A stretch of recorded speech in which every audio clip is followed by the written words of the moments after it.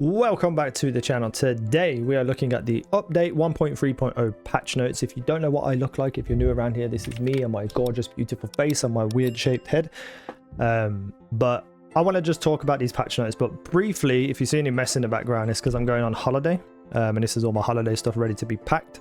So from the 21st until the 4th of November, 2 weeks, I am not going to be here.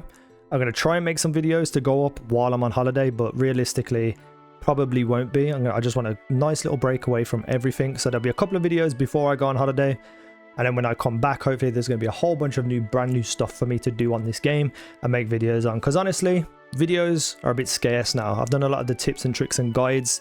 You know, the next couple of videos coming out will be the remaining guides that I want to do, and I don't think I'm going to be able to put in enough work and effort to get to the guides I want to do before my holiday. So we'll just see what happens. Also, when I get back November 4th, I'm going to be playing Call of Duty. I love Call of Duty. I'll probably make a few videos on it here and there, see how they do, see what people like, what they don't like. But I will be coming back to this game as well, because hopefully, hopefully they got loads of new content, because I've fallen in love with this game. Can't tell you how much I think about this game. Anyway, let's get into the update. Right, so the downtime will begin 10:30 p.m. PT or 5:30 a.m. UTC on October 16th. So I assume that's 10:30 PT October 16th, but for UK, Europe, etc., it's going to be 5:30 a.m. on the 17th. It'll be 6 hours, and I'm going to do a whole bunch of stuff. Let's look at it. So first and foremost, all platforms general. Character deletion wait time is now set to 24 hours after initiating deletion of a character. I don't know why they've done this. It was already an hour, and if someone's going to delete their character, how are you not going to be able to cancel it within an hour? That's what I don't understand. I feel like this is just an unnecessary thing that maybe like 2 or 3 people accidentally deleted their character. I don't know. Things like World of Warcraft, Final Fantasy 14, you can pretty much delete instantly. So the hour was fine. I don't know what the 24 hours is for. That's their decision anyway. Maybe they got a good reason. Server transfer cooldowns are now displayed on server transfer window. I've never done a server transfer before, but it feels like they're trying to tighten up server transferring, probably to save their servers a little bit from being like spammed with people joining and moving, etc. So I get that. Server transfer cooldown time has been increased to 30 days between transfers, and the server transfer free ticket promotion has ended. I dislike this very much. Cooldown time, yeah, fine, whatever, I get it. The server transfer free ticket promotion was pointless. Most people who have started the game started on their server. They don't need to transfer, but they may need to transfer in a month's time to join some friends who decided to play. I think that everyone should have one free ticket to use whenever, and then after that it's paying for it in any way, shape or form. This just seems like a whole bunch of nothing. They just didn't need to do any of this, in my opinion, except for maybe the transfer cooldown time. I get that, but just a bit of weird choices, in my opinion. Gameplay. Dynamic events improved rewards for all dynamic event modes to better match the effort made by players during the event. This is a phenomenal change. The amount of events that I've done as a tank, meaning I cannot possibly out DPS, out group and kill enemies than anyone with any kind of range or massive AoE attack. I'll never finish in the top 5 ever. I finish 6, 7, 8, 9, 10 maybe. I could still get like a good amount of whatever the thing is, but essentially when there's 5 minutes left and I see the thing pop up and someone's got 400 and I've got 200, I just don't bother playing anymore. So the fact that rewards will be better from, you know, we'll have to see what they actually do, but this is interesting because for me, most of the time when dynamic events spawn now, I just don't even bother. So very excited about that. Field bosses. During conflict versions of bosses, dropped loot is now locked to the owner for 10 minutes after the boss is defeated. This allows players additional time to claim their loot. So I've never done a conflict one, or at least I've never finished a conflict one. I don't do PvP in MMOs anymore like I used to when I was younger, but now it's just more of a headache than it is anything. Plus playing a tank, you're not going to be able to do it. You're not going to be able to really kill anyone. So for me, I don't know what this means, but I would assume that the loot drops and anyone can pick it up. But now they've made it so that whoever got it to drop has 10 minutes to pick it up, and then maybe after that 10 minutes it becomes available to everyone. That's the way I'm reading it. Let me know, because I don't do field bosses like this, so let me know. Guilds. Hunt type guild contracts defeat various monsters can now only be initiated once per day. If completion carries over into a new day, a new contract will become immediately available. I think this is stupid. I think this is a stupid decision.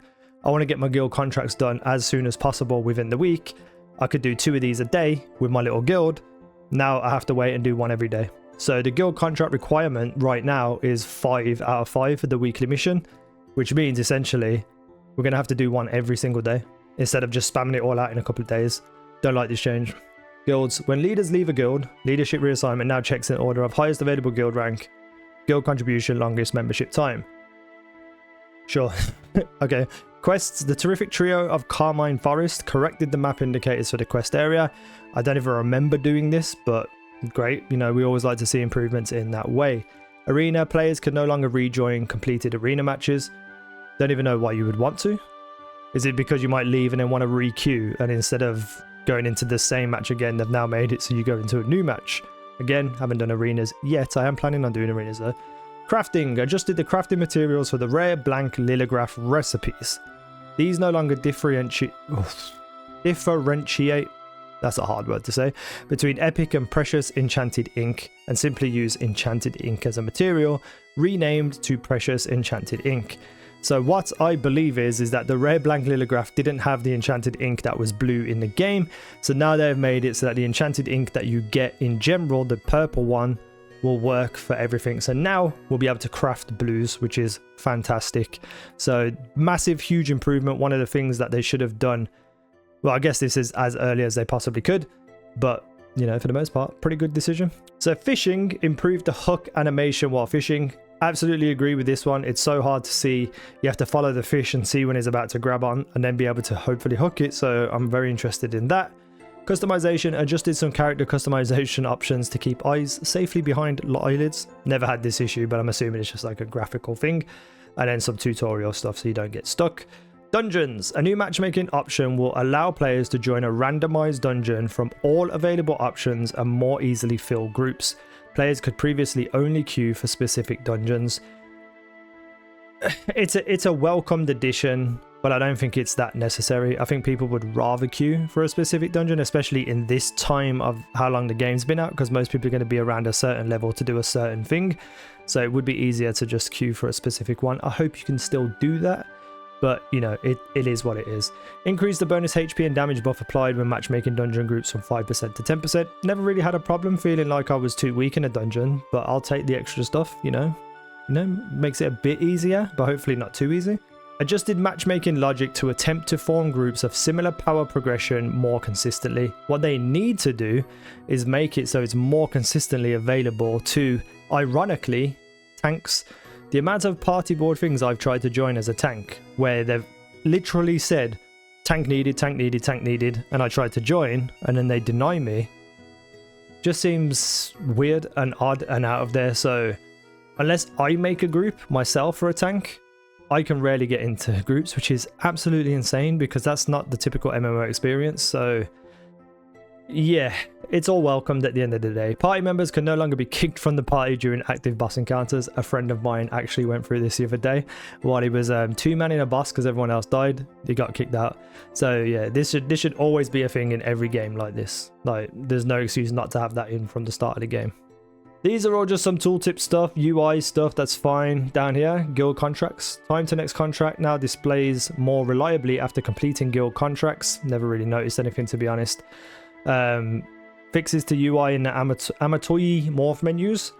Various bug fixes related to awkward or incorrect behavior of the party board display. I know what this is. It's like when you go to join and it will just be like, oh no, you can't get in, refresh, and then you refresh and you go through it all over again. I'm assuming they've just made that better. Join requests now show the character's weapon types and guild information. This is huge because when you start a group and people are trying to request a join, it is so awkward to get through and find out what they're using. So this is pretty good. Manage party display, various bugs, fixes, blah, blah, blah, blah, blah. Don't really care too much about that. Relocate the help button, yeah, whatever. Moderation warnings no longer appear on each login once acknowledged. Don't know what that means, but sure. Added a button to check name availability when creating or changing characters' names.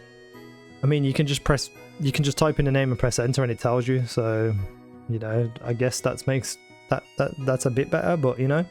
Controls, fix some areas of the amateur and morph menus that could not be navigated with the D-pad. The fact that this is still a problem on console is just insane to me. Fishing will no longer be cancelled by pressing the B key while in fishing mode. I actually have this issue as well with PC. I don't know whether like maybe one of my keyboard buttons is stuck or something, but that keeps happening to me. Fix the case where charged abilities could still fire after cancelling a long button press. Okay. PC, temporarily disabled the ability to attach file uploads and character customization to improve the file attachment functionality. I didn't even bother trying to go into this because whenever a game tries to make it so that you can put your face on your character, it always just breaks and messes up. So yeah, just get rid of it. No one cares, just get rid of it. Added new settings for console clients to control which on-screen characters display visual effects. This needs to be on PC as well. So the amount of lag you hit in kind of like the big world bosses PvE and sometimes conflict if you're there just lags the game. Like this should be also on PC. Is it already on PC?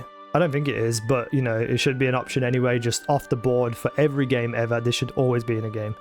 Choose to show all only guild parties, only party, or only your own VFX while in combat. I'm gonna actually look through PC and see if that's already in there, but that's a good change regardless of PC. That's a really good change for Xbox.